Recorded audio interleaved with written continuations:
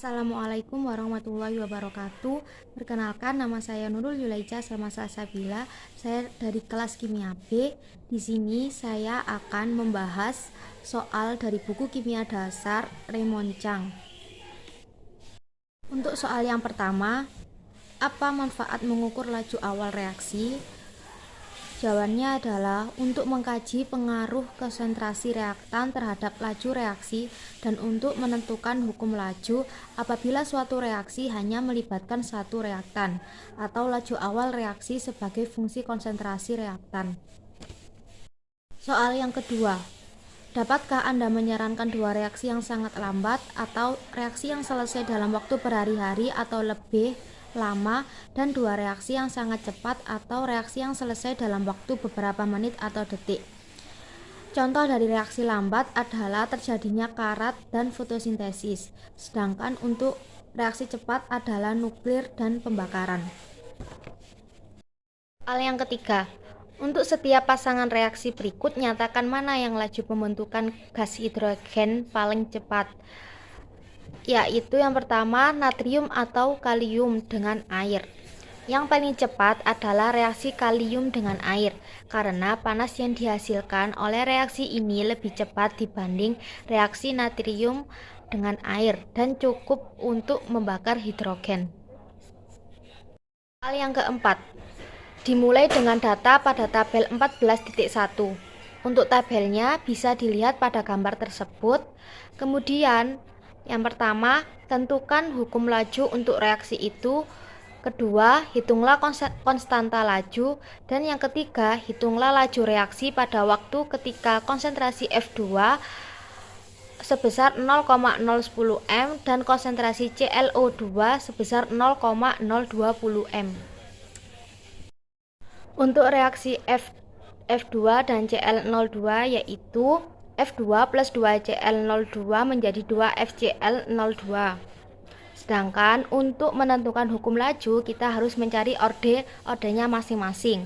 Untuk order reaksi dari F2 bisa kita lihat pada tabel. Pada percobaan 1 dan 3 konsentrasi F2 dibuat 2 kali lipat, sedangkan lajunya juga menjadi 2 kali lipat.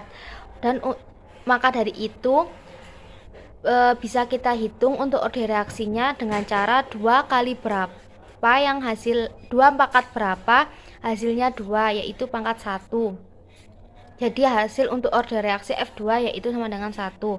Untuk order reaksi Cl02 kita dapat melihat pada percobaan 1 dan 2 bahwa konsentrasi Cl02 dibuat 4 kali lipat, sedangkan lajunya juga menjadi 4 kali lipat. Oleh karena itu, untuk order reaksi Cl02 yaitu diketahui dari 4 pangkat berapa hasilnya 4, yaitu sama dengan 1. Maka dari itu order reaksi Cl02 hasilnya 1. Untuk order reaksi total, jadi totalnya adalah 2, dan untuk lajunya sama dengan konsentrasi F2 dikali konsentrasi Cl02 sama dengan K dikali konsentrasi F2 dikali konsentrasi Cl02. Untuk soal yang kedua adalah hitunglah konstanta laju. Rumus konstanta laju yaitu sama dengan laju per konsentrasi F2 dikali konsentrasi Cl02. Untuk data ini kita bisa mendapatkan dari salah satu percobaan pada tabel. Jadi 1,2 dikali 10 pangkat min 3 per 0,10 dikali 0,010 hasilnya adalah 1,2 m per s. Dan untuk soal yang ketiga yaitu hitunglah laju reaksi pada waktu ketika konsentrasi F2 sama dengan 0,010 m dan konsentrasi Cl02 sama dengan 0,020 m. Untuk laju reaksi rumusnya adalah K dikali konsentrasi F2 dikali konsentrasi Cl02 sama dengan K dapat diketahui yaitu 1,2 m per s dikali konsentrasi F2 yaitu 0,010 dan konsentrasi Cl02 yaitu 0,020. Hasilnya adalah 0,0024 atau 2,4 dikali 10 pangkat min 4. Soal yang kelima, Definisikan waktu paruh reaksi. Tulislah persamaan yang menghubungkan waktu paruh dari reaksi orde pertama dengan konstanta laju. Waktu paruh reaksi adalah waktu yang diperlukan agar konsentrasi reaktan turun menjadi setengah dari konsentrasi mula-mula. Bentuk persamaan yang menghubungkan waktu paruh dan reaksi orde pertama dengan konstanta laju yaitu ln sama dengan konsentrasi A per konsentrasi A0 sama dengan min kT, atau T sama dengan 1/k ln dikali konsentrasi A0 per konsentrasi A.